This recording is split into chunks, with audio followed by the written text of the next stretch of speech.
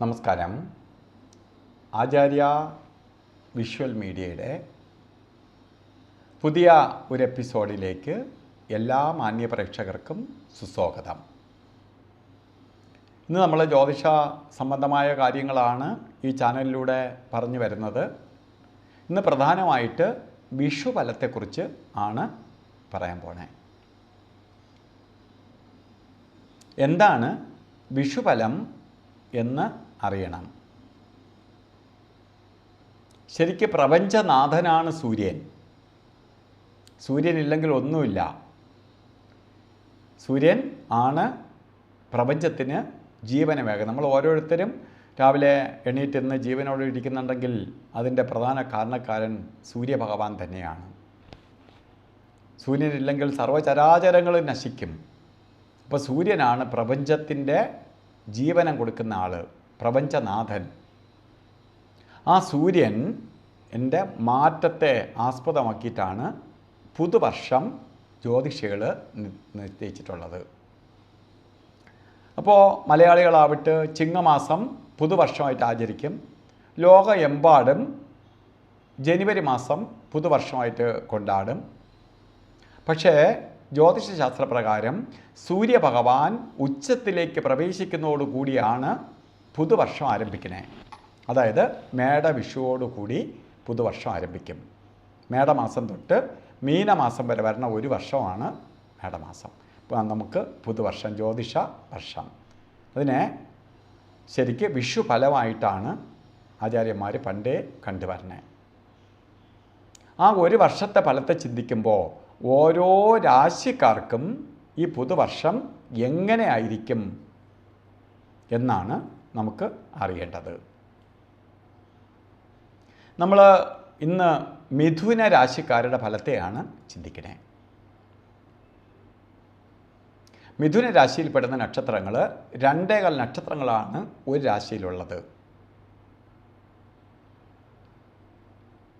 ഇപ്പോൾ മകയിര നക്ഷത്രത്തിൻ്റെ 2ാമത്തെ പാദം, തിരുവാതിര, പുണർത നക്ഷത്രത്തിൻ്റെ ആദ്യത്തെ 3/4 ഭാഗവും ചേർന്ന 2.25 നക്ഷത്രങ്ങളാണ് ശരിക്ക് മിഥുന രാശിയിൽ വരണേ.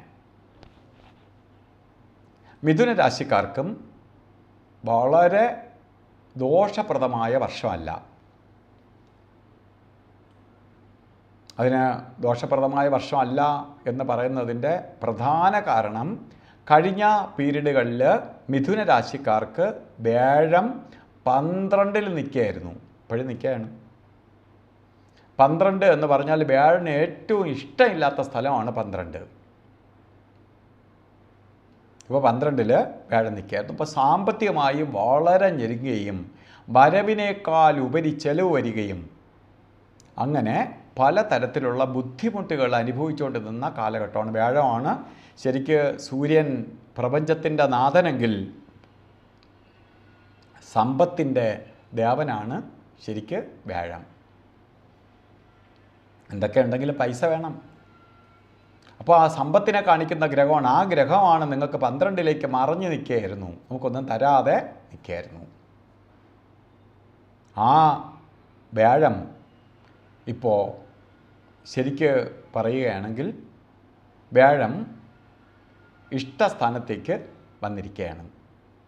12 നിന്ന് ജന്മത്തിലേക്ക് പ്രവേശിക്കുകയാണ്. ജന്മം എന്ന് പറഞ്ഞാൽ നമ്മളെ കൂടെ തന്നെ വരെയാണ്.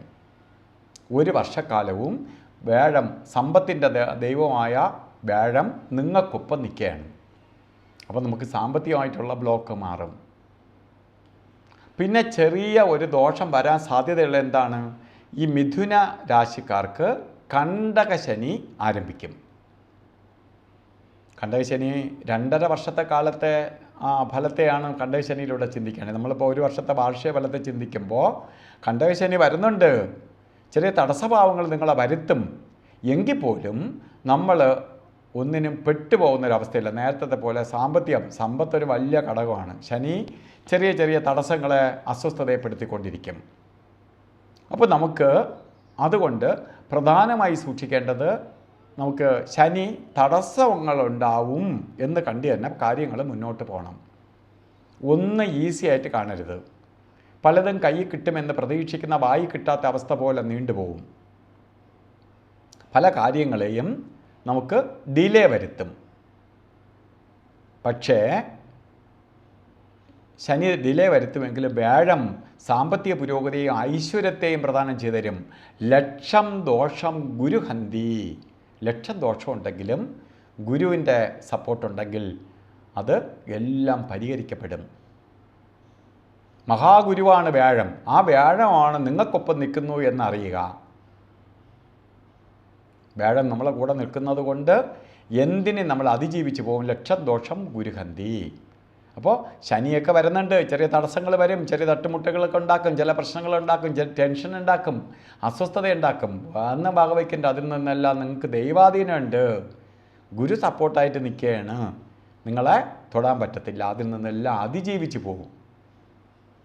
അതുകൊണ്ട് നമുക്ക് ഈ തടസ്സവും അതുപോലെ അസ്വസ്ഥതകളും വന്നാൽ അതിനെല്ലാം ഓവർകം ചെയ്തു പോകും. വരാതിരിക്കാൻ കൂടി ശ്രദ്ധിച്ചോളണം.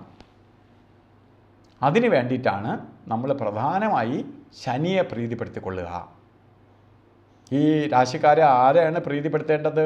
ശനിയെ പ്രീതിപ്പെടുത്തിപ്പോണം. ശാസ്താവിന് നീരാഞ്ജനം കത്തിച്ച് ശനിയുടെ ദോഷത്തിൽ നിന്ന് അതിജീവിച്ച് മുന്നോട്ട് പോകണം. അപ്പോൾ ശനിയുടെ ദോഷവും കൂടി മാറിയാൽ നമ്മളെ കാര്യങ്ങളെല്ലാം സ്മൂത്താവും. കാരണം സമ്പത്ത് വരും, ഇറങ്ങുന്ന കാര്യങ്ങൾ വിജയിക്കും, മുടങ്ങിക്കിടക്കുന്ന കാര്യങ്ങൾ സഫലീകരിക്കാൻ പറ്റും, മറ്റ് നേട്ടങ്ങൾക്കിടവരും. ശാരീരികമായി ബുദ്ധിമുട്ട് അനുഭവിച്ചുകൊണ്ട് നിൽക്കുന്നവർക്ക് അതിനെല്ലാം ശമനം ഉണ്ടാവും. നമ്മൾ ചെയ്തുകൊണ്ടിരിക്കുന്ന ഓരോ പ്രോജക്റ്റുകൾ വഴി കിടന്ന് എഴിഞ്ഞുകൊണ്ടിരിക്കുന്ന എല്ലാം കംപ്ലീറ്റ് ചെയ്യാൻ പറ്റും. അതിൽ നിന്ന് സാമ്പത്തിക നേട്ടവും വരും. ഇതൊക്കെ ഉണ്ടാവുന്ന ഒരു കാലയളവാണ് ഈ സമയം. അതായത് നിങ്ങൾക്കിതാ അനുകൂലമായിട്ട് വരുന്ന സമയം. അതുകൊണ്ട് നിങ്ങൾ ഓരോ കാര്യങ്ങൾക്ക് ഇറങ്ങണം. തടസ്സമുള്ളത് വകവയ്ക്കരുത്. തടസ്സത്തെ മാറ്റി. ചിലപ്പോൾ ഒരു പ്രാവശ്യം ശനിക്ക് ഒരു പ്രത്യേകതയുള്ളത് ഇന്നെന്നുള്ള നാളെയാക്കി കളയും. അതുകൊണ്ട് അത് വകവയ്ക്കാതെ മുന്നോട്ട് പോകണം. ഇപ്പോൾ ജോലിയാവട്ടെ, മറ്റ് സാമ്പത്തിക സ്രോതസ്സുണ്ടാവുന്ന വഴികളാവട്ടെ, ഇതിനെല്ലാത്തിനും നല്ല പോലെ കഠിനമായി പ്രയത്നിക്കണം. സബലീകരിക്കും. അപ്പോൾ ഈ വീഡിയോ നിങ്ങൾക്ക് ഇഷ്ടപ്പെട്ടിട്ടുണ്ടെങ്കിൽ ഇത് മറ്റുള്ളവർക്കും കൂടി ഗുണം വരാൻ വേണ്ടി ഷെയർ ചെയ്ത് കൊടുക്കുക. അതുപോലെ തന്നെ അതിനൊപ്പം തന്നെ ബെൽ ബട്ടൺ കൂടി അമർത്തുക. ഈ ചാനൽ സബ്സ്ക്രൈബ് ചെയ്തിട്ടില്ലെങ്കിൽ സബ്സ്ക്രൈബ് ചെയ്യുകയും ബെൽ ബട്ടൺ അമർത്തുകയും ചെയ്യുക.